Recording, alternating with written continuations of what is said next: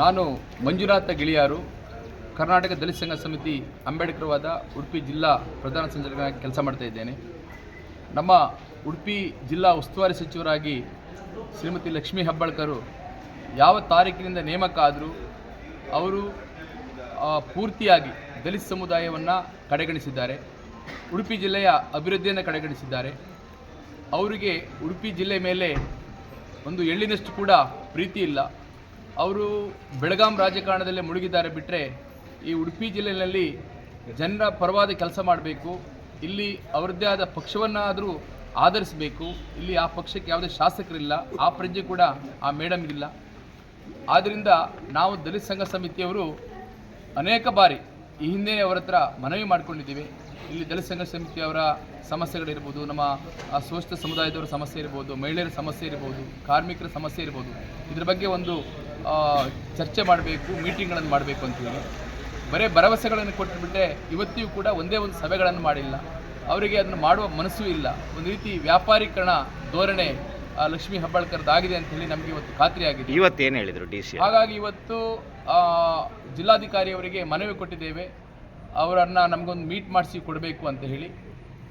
ನಿಜವಾಗಿ ನಾವು ಲಕ್ಷ್ಮೀ ಹೆಬ್ಬಾಳ್ಕರ್ ವಿರುದ್ಧ ಒಂದು ದೊಡ್ಡ ಕಾರ್ಯಕ್ರಮವನ್ನು ಹಾಕ್ಕೊಳ್ಬೇಕಂತ ಇದ್ವಿ. ಜಿಲ್ಲಾಡಳಿತವರು ಒತ್ತಾಯ ಮಾಡಿ ಈ ಕಾರ್ಯಕ್ರಮವನ್ನು ಮಾಡಬಾರ್ದು, ನಿಮ್ಮೆಲ್ಲ ಬೇಡಿಕೆಯನ್ನು ಈಡೇರಿಸ್ತೇನೆ ಅಂತೇಳಿ ನಮ್ಗೆ ಹೇಳಿದ್ದಾರೆ. ನಮ್ಮ DC ಮನ್ನಾ ಭೂಮಿ ಸಮಸ್ಯೆ ಇರ್ಬೋದು, ಅಕ್ರಮ ಸಕ್ರಮ ಸಮಿತಿಯಲ್ಲಿ ನಮ್ಮ ದಲಿತ ಸಮುದಾಯಕ್ಕೆ ಆಗ್ತಿರುವ ಅನ್ಯಾಯ ಇರ್ಬೋದು, ನೇಮಕಾತಿಗಳಲ್ಲಿ ನಮಗೆ ಆಗ್ತಿರುವ ಅನ್ಯಾಯಗಳಿರ್ಬೋದು, ಅನೇಕ ಸಮಸ್ಯೆಗಳಿದೆ, ಜ್ವಲಂತ ಸಮಸ್ಯೆಗಳಿವೆ.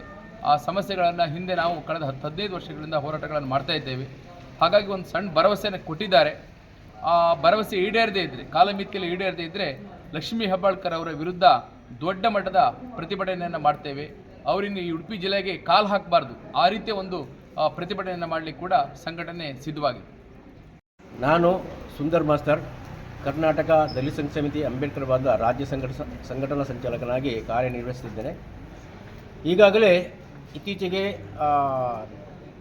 ರಾಜ್ಯ ಮಟ್ಟದಲ್ಲಿ ಭೂಮಿ ಮತ್ತು ವಸತಿ ಸಮಸ್ಯೆ ಬಗ್ಗೆ ಎಲ್ಲ ತಾಲೂಕು ಕೇಂದ್ರಗಳಲ್ಲಿ ಪ್ರತಿಭಟನೆ ಮಾಡಿ ಸರ್ಕಾರಕ್ಕೆ ಮನವಿ ಸಲ್ಲಿಸಿತ್ತು. ಮುಖ್ಯವಾಗಿ ಭೂಮಿಯ ಬಗ್ಗೆ ಯಾಕೆ ನಾವು ಮಾತಾಡ್ತೇವೆ, ನಮಗೆ ಭೂಮಿ ಇಲ್ಲದ್ರೆ ಮನುಷ್ಯ ಬದುಕಲಿಕ್ಕೆ ಸಾಧ್ಯ ಇಲ್ಲ ಅಂತ ನಮಗೆ ಗೊತ್ತಿದೆ. ಅಲ್ಲದೆ ನಾವು ಮುಖ್ಯವಾಗಿ ನಮ್ಮದೇ ಆದ ಭೂಮಿ, DC ಮನ್ನಾ ಭೂಮಿ, ರಿಸರ್ವ್ ಭೂಮಿಯನ್ನು ಕೊಡಿ ಅಂತ ಹೇಳಿದ್ರು ಕೂಡ ಅದಕ್ಕೆ ಇಷ್ಟು ವರ್ಷದಿಂದ ಕೂಡ ಈ ಬಗ್ಗೆ ಯಾವುದೇ ಕ್ರಮ ಕೈಗೊಳ್ಳದೆ, ಈಗ ಹೊಸ DC ಅವರು ಬಂದವರು ಹೇಳ್ತಾರೆ ಇದರ ಬಗ್ಗೆ ನಮಗೆ ಗಮನವೇ ಇಲ್ಲ ಅಂತ ಹೇಳ್ತಾರೆ. ಅವರಿಗೆ ಸತ್ಯ ಹೇಳೋದು, ಯಾಕೆಂದರೆ ಹೊಸದಾಗಿ ಬಂದವರು.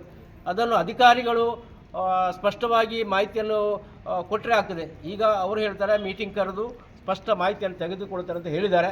ಮತ್ತು ನಾಳೆ ಏನು ಉಸ್ತುವಾರಿ ಸಚಿವರನ್ನು ಭೇಟಿ ಮಾಡಲಿಕ್ಕೆ ಅವಕಾಶ ಮಾಡಿಕೊಡ್ತೇನೆ. ಇಲ್ಲದಿದ್ದರೆ ನಾವು ಖಂಡಿತ ನಾವೇನು ಹಮ್ಮಿಕೊಂಡಿದ್ದೇವೆ ಕಾರ್ಯಕ್ರಮ ಅದನ್ನು ಮಾಡಿಯೇ ಮಾಡ್ತೇವೆ. ಯಾವ ಕಾರ್ಯಕ್ರಮ ಹಮ್ಮಿಕೊಂಡಿದ್ದೇವೆ? ನಾಳೆ ಅವರ ಎದುರಿಗೆ ಪ್ರತಿಭಟನೆ ಮಾಡ್ತೇವೆ.